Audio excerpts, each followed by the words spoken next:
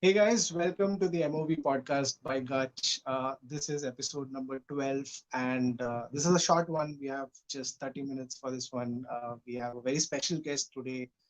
Joining us on this episode is the CMO of Lessonly, uh, that is Kyle Lacy. Please uh, welcome Kyle onto the podcast. Hey, thank you. It's good to be here. Hey, how are you doing, Kyle? I just want to first of all thank you for making time and coming on the podcast. Yeah, absolutely. I'm doing great. Thank you. Thank you for having me. Awesome. Without a lot of wastage of time on small talk, I would rather jump into the questions Sure. because there's so much that I want to ask you, and there's so little time. We'd start with uh, first trying to understand your perspective as a CMO of Lessonly. Like, how do you approach your uh, job at Lessonly? Like, what is your perspective as a CMO of a startup like Lessonly? I think that the most there's a couple things. The most important part is that marketing should deliver revenue. I think a lot of software marketers talk about influence and pipeline generated, but I believe that marketing in a startup should be revenue focused to begin with. On top of that, I think it's also important that the experience is primary when it comes to prospect or customer. The way that I frame it is that the experience that somebody's having with your brand, whether we're StreamYard experience or Lessonly experience, it's the only thing that makes you relevant. And marketing is always at the front line of that experience, and that's what's Right. important. Right. I think I've heard this point way too many times. I think every guest preaches the same thing, that marketing and sales, that is revenue, have to be like tied at the hip. And there is no way that you could be doing things that don't contribute to the growth of the company. I mean, yes, there are things that cannot be measured, but you know at some point that these are contributing to the brand, to sort of like the perception of the brand, right? Yeah, yeah, absolutely. And if you are building a revenue stream, you're going to have the ability as a marketing leader to go to the board and say, I need X amount of money for a brand campaign. And I think that's also very important. Yeah. How important do you see the role of videos in marketing today? Because I mean, traditionally marketing did not have a lot of videos in the mix. It was more of PPC and whatever content, like long form text, images. Today, like the consumption of video has gone really up by a lot of notches, and then also because of the new normal that we are going through, I think a lot of our interactions are also on video, right? So all our communication is moving towards video. How important do you see video as in your marketing mix? It's very important, and I think there's multiple different versions, as you said, right? You've got the customer videos that are a little bit more high end of the customer talking about doing business with you. You got the lower end versions of that, of people taking video of themselves, like selfie videos, putting them on LinkedIn. You've also have video used in outbound sales, like our outbound sales team uses video all the time when they're doing prospecting. And then you've got just the stuff like this, right? You've got the human. I think it's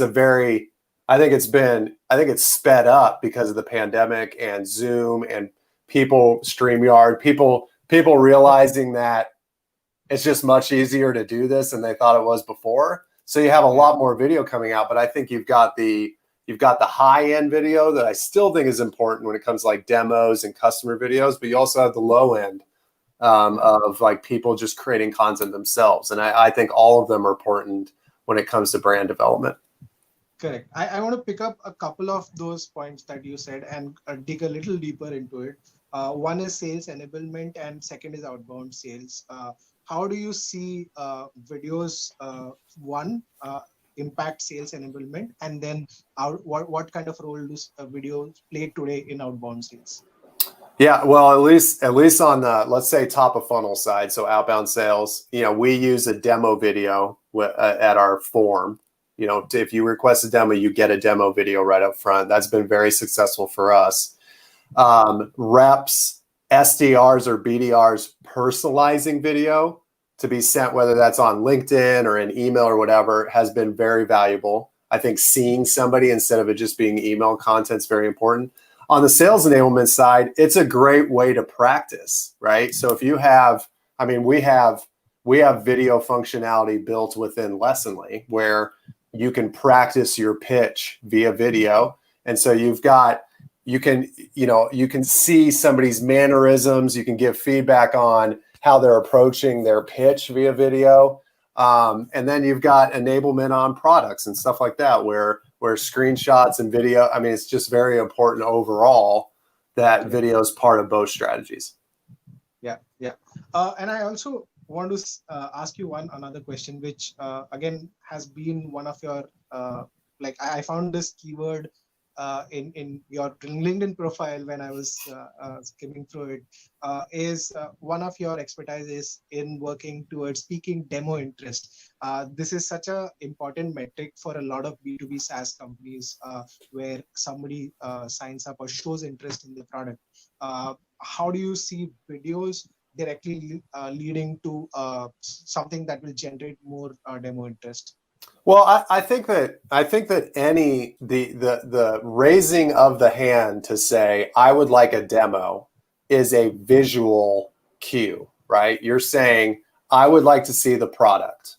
So the way that we think about it, and this could always be done better, I think everybody can do it better, is you're showing the product via video as much as you can so that they get a flavor of what they're going to experience. Because for us, I want to prime that pump as much as I can before that lead gets to the rep, to the AE. Or if you're a product-led company, before they start using the product, right? And making sure that you retain those people that are signing up. Yeah, I think another important point that I just want to bring up, because you just say that, is from my previous episode with Matt Fleming from LoadSmart. He mentioned one interesting point, that the prospect has already made up their mind way before they do the sign up for the demo. Then I also want to understand how you look at the customer's journey, because he's possibly evaluated your competitors. He's made up their mind, or he or she has made up their mind in order to sign up for a demo. Because the consideration of all your competitors, the evaluation has already happened. So how do you influence somebody at that stage? How do you influence them at the stage of the demo sign up? Is that what you're asking? So when they're making up, they come to sign up on your page. Yeah, there's tons of ways. There's webinar, all the content portals, right? Video, webinars, content that they can read on the site. We got rid of most of our forms on our website, so it's only a demo form. So all the content's open. They're searching. You've got G2, Capterra, other customer review sites. You've got analyst reports. There's a ton of stuff to help prime that pump. But I think the main thing is just making sure you get as many customers talking about you as possible, doing via video or a recommendation site like G2 or Capterra. Yeah, awesome. I want to take a step back and take you back to your journey in your career, at the start of your career. You spent quite some time with being at a VC firm, leading marketing for a private venture firm, right? Again, I want to know, as the VP of marketing for OneView, what's your perspective towards venture capitalist firms in general benefiting from videos? Because most of them are used to having closed door sessions and into event marketing and things like that. Some of them, like the best VCs in the world, they own good IPs, like a very good podcast that some of their partners do. And I want to see, because most of them, vast majority of them are not using videos. What do you think? How can a VC firm use videos for their benefit? I just think, again, it's the same reason why a customer, like a company would. You're showing the human element outside of just pictures, right? I think that people I think people want to know partners. I think that people want to know investment, people who are going to make investments in their company. And right now, it's so important because there's so much money out there that VC firms have to compete unless you are the chosen few, like Andreessen Horowitz or any of the big ones, right? Where your portfolio is what leads, right? Everything else, it's like you've got to make a name for yourself outside of just the investment strategy. So I think just video is one portion of that that's important. It shows the human element of the company.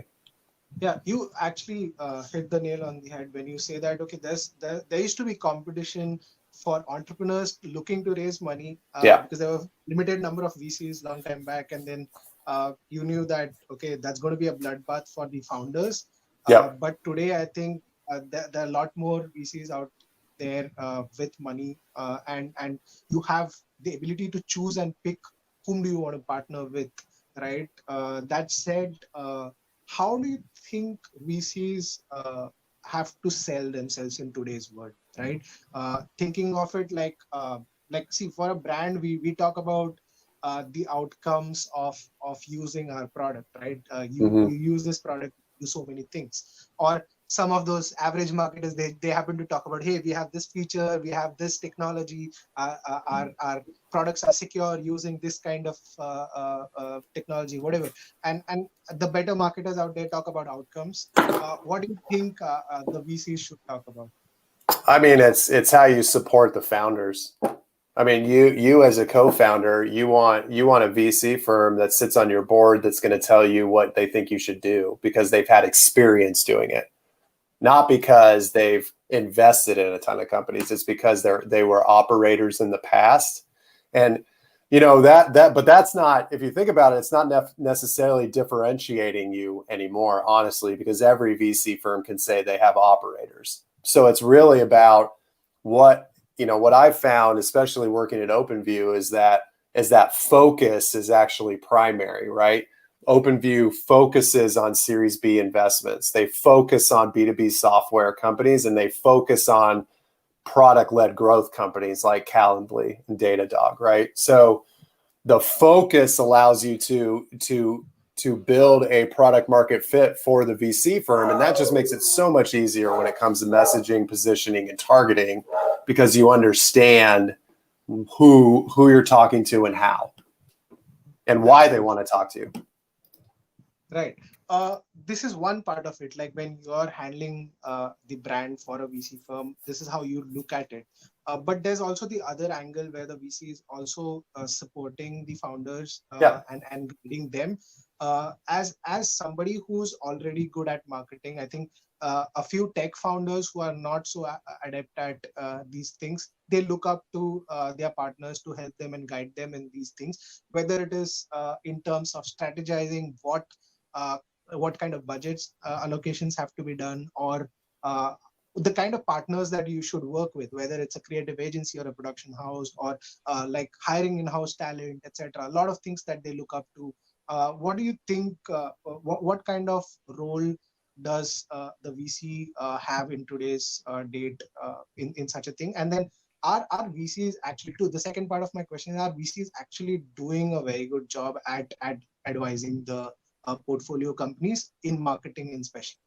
I mean, it definitely depends on the VC firm. Some VC firms are primary investments, and their board seat is where they exhibit their support, right? There's VC firms like OpenView, First Round, Andreessen Horowitz. They have support teams that are there to support the founders and the companies. So I think OpenView was one of the first to do it, but I think a lot more have said, okay, this makes more sense to me. If I have a portfolio company that I just put 10 million US in, right, and they need help recruiting a CMO, I'm going to have the recruiters working in-house at the firm to help recruit that talent.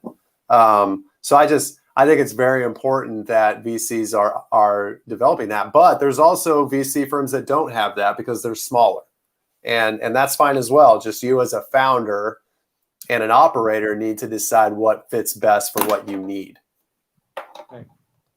I'd also like to flip the question and say that, okay, there are a lot of times when the founding team has a very strong marketing talent within themselves. But it so happens that when you raise money from a venture capitalist, the partner on board often says that, okay, you're going to be using this money for product development, for example. You're not going to be spending a lot of this in marketing. I mean, some of them, because they are, I mean, they're reserved in the way they want the founders to spend their money. What is typically something that a team who wants to spend some of the money in marketing have to do to convince the partner to like be on board with that plan? Well, first I'd caution bringing on partners that will do that won't be open-minded, number one. But outside of that, I'd say that the best thing that I've seen and done is to say, here's the investment that I need. You know, you do a forecast, basically. Here's the investment I need. Here, based off of historical data, here's what I think I can produce from a lead gen perspective, and here's what we could close. If in a 6-month time frame or 12 months, depending on how long your sales cycle is, if you haven't done that, then the partner can say, I told you so. But you can, I mean, I would love to see, I'm sure we'll probably get a ton of content, but like, you're wrong, Kyle, but I'd love to see a software company that succeeded that didn't have marketing, because it's fundamental to growing a business. And if you can't fit, engineering's important, and it's probably the first thing you should do always, right? And if you're product led, engineering's even more important, and product marketing's more important. But a messaging and positioning and the culture, like, that is built from the very beginning and needs to be stoked and needs to be supported. And you can't scale a company without it. Yeah, of course. I think you have an amazing product and you keep it hidden in your closet. I don't think so that's going to work out, right? No. Yeah, absolutely. You have to put it in front of the right people for them to know how valuable your product is. Like I will again take you a slightly even a step back in your career while you were at ExactTarget heading content marketing, right, for them. Yeah. Tell me what was the difference between that role and this role? I mean, I'm assuming that they did an IPO, they hit like they were acquired as well. Like I want to know like what is the difference between working in a small brand as a marketeer and heading like marketing for a large brand? What kind of a difference like in the mindset you need as a marketer to handle both these things? Yeah, and I, to be clear, on the ExactTarget side, the year I joined, I'm pretty sure we hired about 400 people that year. So I wasn't like I was bottom of the barrel just running content marketing. There are plenty of other people running marketing, right? Like my boss, Daniel Candela, who's now CMO at Conga. My boss, Jeff Roars, who's now CMO at JobVite. He was CMO at Yext. Like that, there's so much that goes into it. But the one main thing is support. So there's two things: support and communication is very different. In an org like at ExactTarget, we were producing research, content, and video for 7 countries in 4 different languages. And so you just were communicating constantly with every marketing manager from Brazil to Germany to Japan. And then you were trying to figure out budgets and making sure we were running consumer research in each city, in each country. So the amount of communication that you have to do at a company that large, there was 2,500, almost 3,000 employees, is very different from what it is at Lessonly, where we have 170 employees, right? Where I built the plan at ExactTarget, and then I had to get approval through 4 or 5 different people. Here, I build the plan and I ask our CEO. And most of the time, I don't have to ask our CEO, right? I just do it. So, and resources, right? I mean, we just had ExactTarget was over 200 million in revenue. We had way more resources to do what we wanted to do than I do at Lessonly. But still, I have plenty to deal with at Lessonly as well. Yeah, I think there's a trade-off. Like both of them have like their own pros and cons. Where one side you have a lot more like budget to spend and support in terms of more colleagues, but then also brings in a lot more friction to get things done Yeah. at a large enterprise. I think talking about that, Exact Target got acquired, and you happen to join Salesforce to take care of their marketing.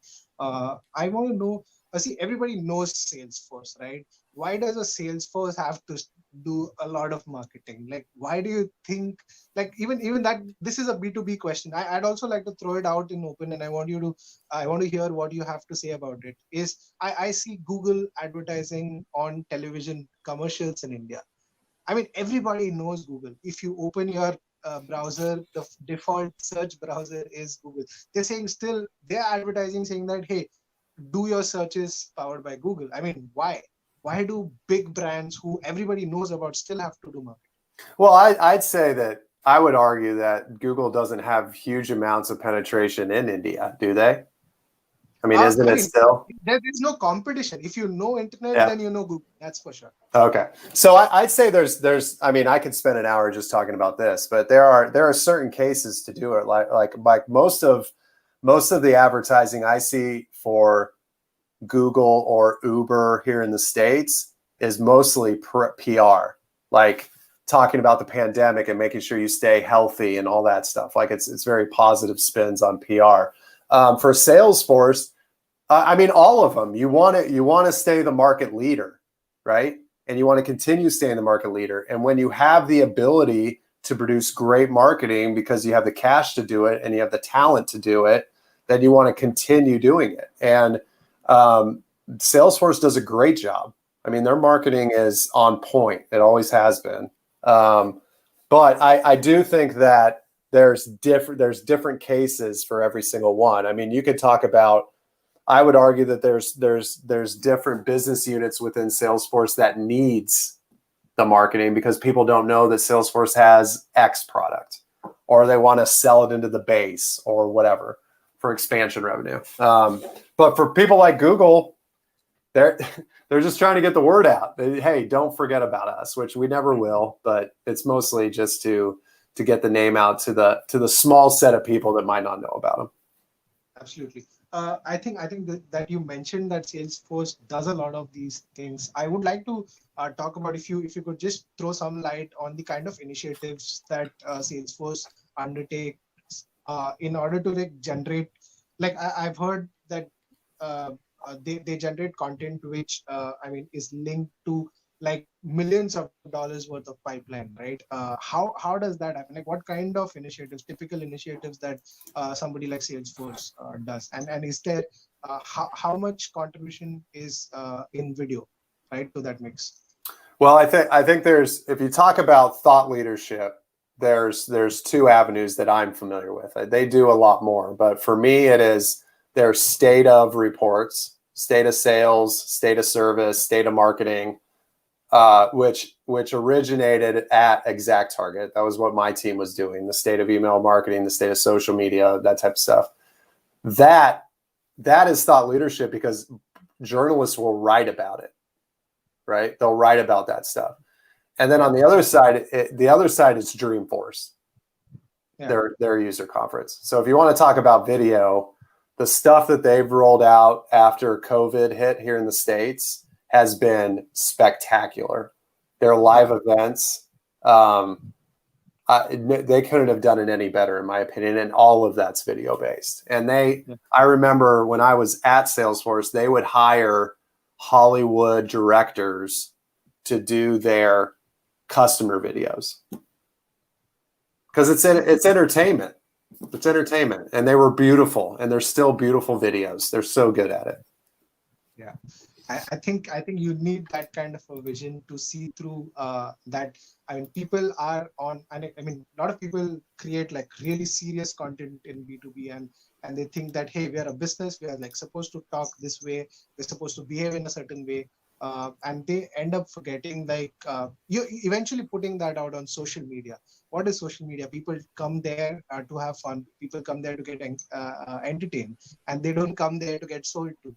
So that is something which I really find amusing, that people don't even understand why it's equally important to create more interesting content, even though you're in a B2B Yeah, space. absolutely. And and I think that I've heard it said that every business is an entertainment business, and that's so true. And if you can't entertain, it's going to be hard. And some of these large companies like Salesforce, Oracle, they are good at it, but they need to evolve, and they will. Salesforce will evolve. We've seen it happen about 6 times now. They're not gonna die off, but I 100% agree with you for sure.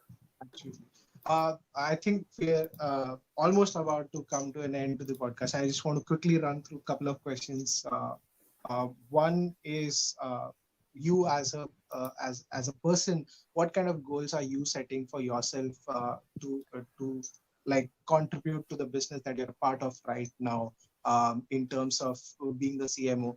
And secondly, if you could give 3 actionable insights for people who are listening, people who want to be a CMO. I mean, you've seen the grind. You've come from bottom of the food chain to becoming a leader of the entire vertical. What do you think are 3 actionable insights for somebody that you would like to give out? So these are 2 questions. So repeat the first question for me. The first question is, I want to know what kind of goals you've set for yourself and Lessonly in marketing for Yeah. remainder of 2020 and to 2021. So, I mean, for the team, we always have our revenue demand gen goals. Like, those are stuff that we always talk about. For me personally, I am very, very, very focused on mental health and the support of my team, and making sure that, as you know, in Indiana, as we move into winter, it could get a little bit gloomy. And as we're all still quarantined, I think just investing and pouring into my team to make sure they understand that we're here, that we're supporting them, I think is very important, and something that I've focused on quite a bit. And that's primary for me. We can set goals all day long, but if my team is not in it, like they're mentally not there because they're depressed or they're having problems or whatever, we're screwed, right? So the second question on tips to be a CMO, I think the first thing is practice proactivity constantly. What made me good at my job at ExactTarget was I was proactive and I acted. I wasn't necessarily afraid of what would happen if I were to make some choices. So that allowed me to learn and grow into my profession. The second thing is practice autonomy. Learn how to self-govern yourself. Learn how to make sure that you can survive on your own and you're not constantly managing up, right? You're not constantly asking questions and trying to figure out how to do things. Just go do them. And the third thing is just develop a community of people that support you. I got very lucky that the people that I worked with at ExactTarget are still friends today and still support each other. And also, I'm a part of a community called Revenue Collective. That's 3,000 revenue leaders across the world, and we support each other daily. And so whenever my time at Lessonly is up, because it will come at some point, that is the first place I'm going, is my community saying, hey, I think I'm ready. What do you guys think? And the people that don't have that support system, it's very, very hard to transition and change and grow in your career because you're trying to do it on your own. So those are my 3. Awesome. I think that brings us to the end of the episode. I'd really like to thank you from the bottom of my heart to make time out from schedule to come join us for this conversation. And I hope you and your family are staying safe in this time. I think this is something that everybody says, but I really mean it. And since you just told me about the region that you're from, I think the kind of state that is right now. I hope we all make through, and then we see a better sunshine on the other side. Right? We will. You too, man. It's very appreciative. Thank you.